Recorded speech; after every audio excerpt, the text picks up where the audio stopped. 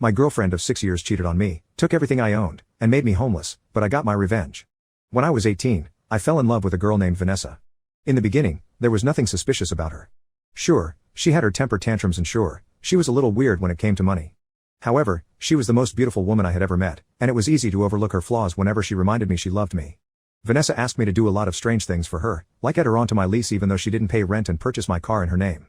Whenever I asked her why she was making such weird demands, she told me that she couldn't control what she needed to feel secure in our relationship, and that it was her OCD and anxiety that made her make these requests.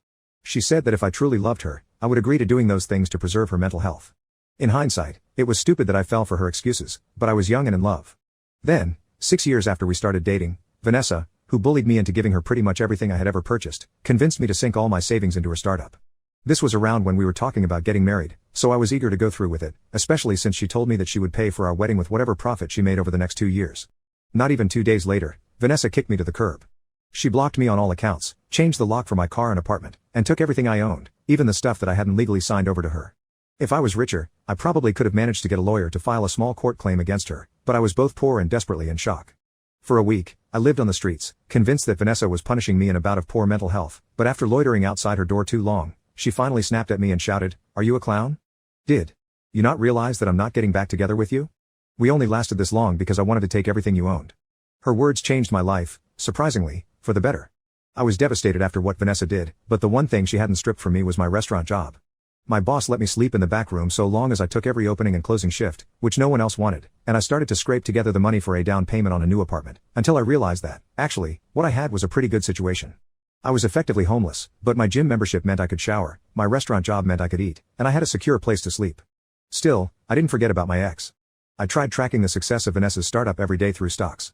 Without TV or video games, the stock market soon became my hobby. I would look at it like it was social media. The issue was, I had no clue how to understand it. So, with a little Googling, I downloaded an app called Bloom, Learn to Invest, from the App Store where it taught me everything.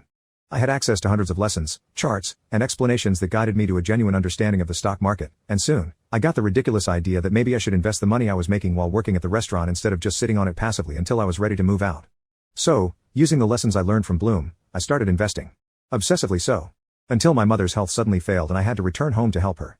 However, despite me not doing anything with my stocks in the time I was helping my mom, I found that in a matter of only months, the stocks I had invested in had actually increased in value, to the point where I had turned a significant profit. For a while after that, I lived with my mom and continued to invest every dime I made. I went back to the app, took more of the lessons, read up on the stock market, and by the time my mother had gotten better, I realized that I didn't need to go back to the restaurant. I was actually making more money by waking up, choosing to sell or invest every morning, and moving forward like that. I eventually got hired as a market analyst through a mix of luck and demonstrating how much money I'd made in such a short time. I don't think my employer really bought that I'd actually learned everything just through the Bloom app, but they hired me regardless, and I continued to invest every penny I made. But I never forgot about Vanessa. I was obsessed with her, unhealthily so, and so 2 years later, right when I found out that her company was going to go under, I decided to schedule a meeting to discuss a buyout. I knew Vanessa would accept, and so I met with her. The shock on her face when she saw me in a suit, somehow already in a position of power over her even though she stole every cent I had, was enough in itself. However, I wasn't done. As soon as Vanessa saw me, she knew that I had no actual plans of buying her company out, and I finally managed to get her to talk and explain why she stole everything I owned.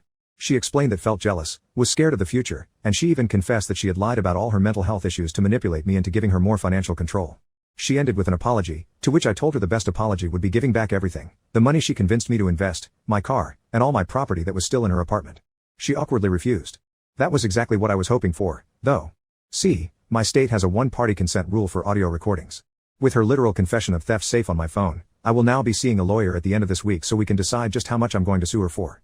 The look on Vanessa's face when she realized what had happened was priceless, almost as good as all the money I'm finally going to get back from her. Serves her right. She deserves to never be in a relationship again.